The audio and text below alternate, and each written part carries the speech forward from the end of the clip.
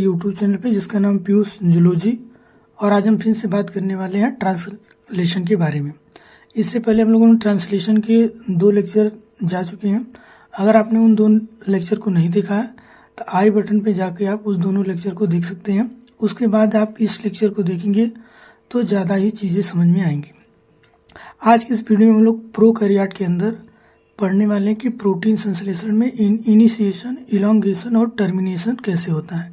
यानी कि प्रोटीन संश्लेषण की शुरुआत कैसे होती है, फिर अमीनो अम्ल की जो श्रृंखला या चैन बनती है वो कैसे बनता है और लास्ट में प्रोसेस रुकता कैसे। तो चलिए शुरू करते हैं। ये इसका एक डायग्राम है जिसमें हम देख सकते हैं पहले वाले डायग्राम में यहाँ पे मैंने दिखाया गया है कि ये छोटा सब यूनिट है राइबोसोम का और ये बड़ा सब यूनिट है। प्रोकैरियोट के केस में छोटी सब यूनिट 30S की होती है और बड़ी सब यूनिट 50S की होती है। दोनों ही सब यूनिट में हमको ए, पी और ई साइड देखने को मिलती है, एक्सेप्टर, पेप्टाइड और एग्जिट। तो चलिए शुरू करते हैं। तो सबसे पहले अब यहाँ पे 3 फैक्टर आएंगे, इनिशिएशन फैक्टर 1, 2, 3। तो सबसे पहले जो छोटी सब यूनिट होती है इस पर इनिशिएशन फैक्टर 3, IF का मतलब है इनिशिएशन फैक्टर 3 जो है वो आके जुड़ता है इसकी ई वाली साइड पर। छोटी सब यूनिट के ई वाली साइड पर आके जुड़ता है इनिशिएशन फैक्टर 3। इसका काम होता है कि ये बड़ी वाली सब यूनिट को जुड़ने से रोकता है। यानी कि जब तक हम इसे 30S कॉम्प्लेक्स नहीं बना लेते हैं तब तक इसे हम लोग जोड़ने से रोकने का काम जो होता है वो इनिशिएशन फैक्टर 3 का होता है। इसके बाद एक साथ इनिशिएशन फैक्टर 2, इनिशिएशन फैक्टर 1 और GTP जो होगा वो यहाँ पे आएगा और ये तीनों लोग आके बाइंड करते हैं इसके ए वाली साइड पर। इनिशिएशन फैक्टर 2, इनिशिएशन फैक्टर 1 और GTP ये तीनों चीजें आके जुड़ती हैं इसकी ए साइड के साथ। अब ये जो स्मॉलर सब यूनिट है वो आके mRNA के साथ बाइंड कर जाती है।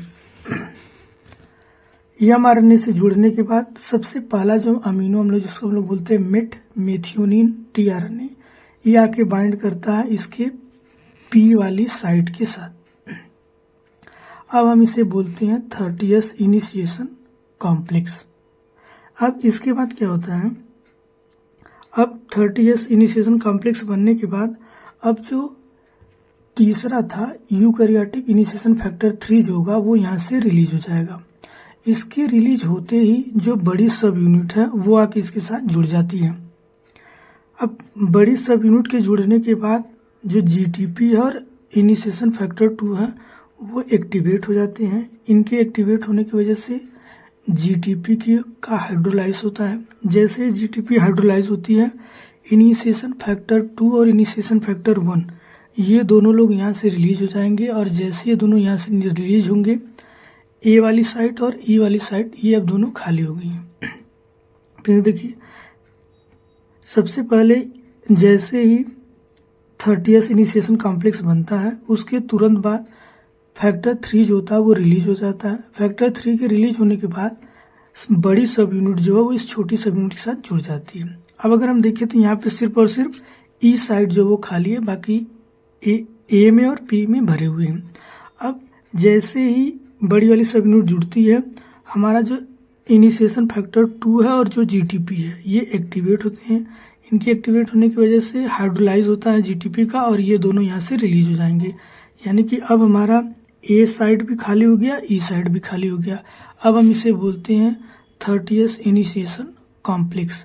तो अब ये हो गया इनिशिएशन का प्रोसेस कंप्लीट। बात करते हैं इलॉन्गेशन की। इलॉन्गेशन में हमें कुछ 3 तरह के फैक्टर मिलते हैं जिसे हम लिखते हैं EF, TU। EF का मतलब है इलॉन्गेशन फैक्टर TU। दूसरा फैक्टर होता है EF TS और तीसरा फैक्टर है EFG। ये 3 फैक्टर हमें देखने को मिलते हैं इलॉन्गेशन में प्रोकैरियोट के केस में।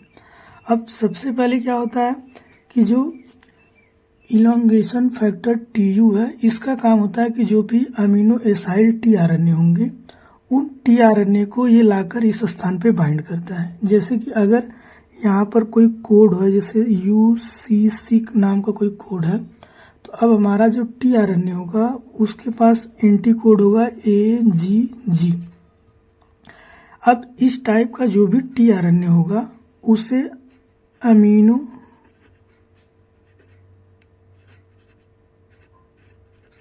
एसाइल टीआरएनए बोलेंगे। और इस टीआरएनए को ये जो फैक्टर है ये लेकर आएगा और बाइंड कहाँ कराएगा, इसकी ए वाली साइट पर बाइंड कराएगा।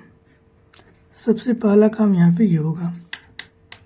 दूसरी चीज, हमारे इस पी वाले साइट पर मेथियोनिन पहले से जुड़ा हुआ है, जैसा कि हम लोगों ने इनिशिएशन के दौरान देखा कि इस स्थान पे मेथियोनिन पहले से अटैच है।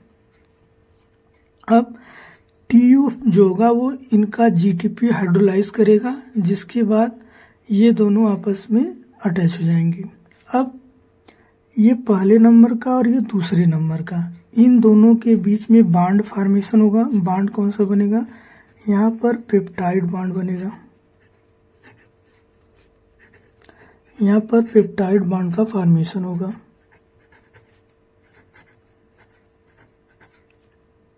जैसे ही पेप्टाइड बॉन्ड का फॉर्मेशन होगा, अब इसका ट्रांसलोकेशन होगा। ट्रांसलोकेशन का मतलब है कि अब ये जो राइबोसोमल खंड है वो एक कोडान आगे की तरफ शिफ्ट होगा। अब इसके एक कोडान आगे खिसकने का मतलब ये है कि जैसे ये हमारा छोटा खंड इधर आ गया और एक छोटा सेगमेंट इसका हो गया।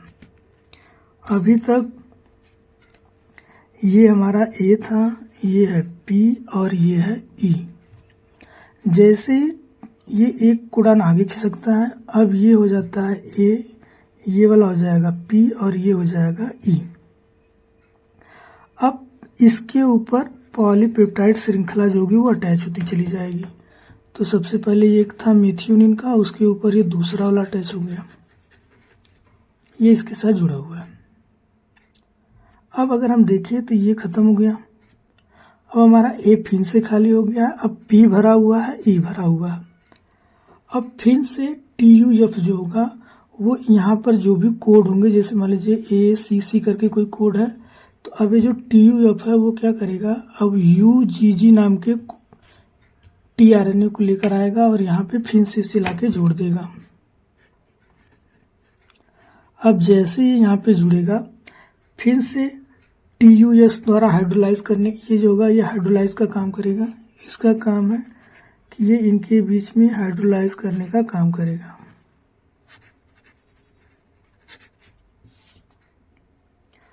ठीक है। अब जैसे हाइड्रोलाइज करेगा, ये फिर से क्या होगा, इसके साथ जुड़ जाएगा और यहाँ से बॉन्ड को तोड़ा जाएगा और इसके ऊपर अटैच कर दिया जाएगा।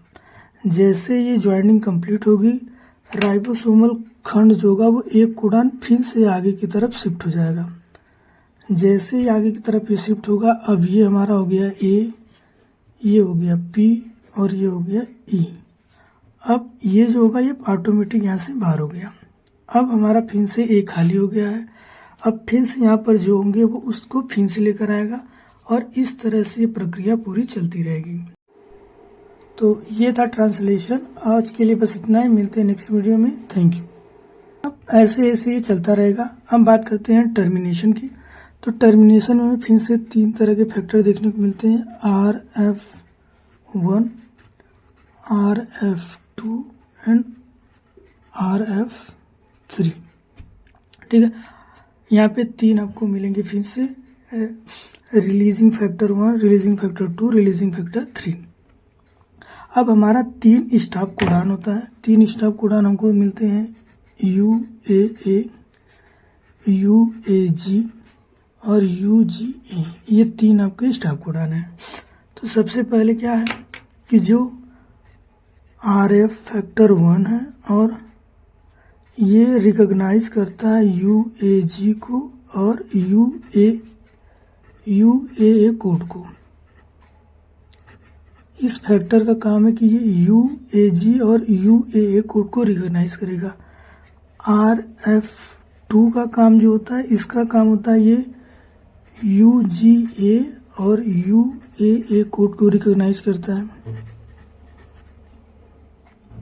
इन दोनों का काम है कि ये कोड को रिकॉग्नाइज करेंगे। इनका काम ये होता है कि जैसे ही ए साइट पर, यानी कि इलॉन्गेशन होते होते जैसे ही इस साइट पर इन तीनों में से कोई भी कोड आता है, जैसे मान लेते हैं कि यहाँ पर आ गया UAA। जैसे ही UAA इस स्थान पे आएगा, अब जो होंगे,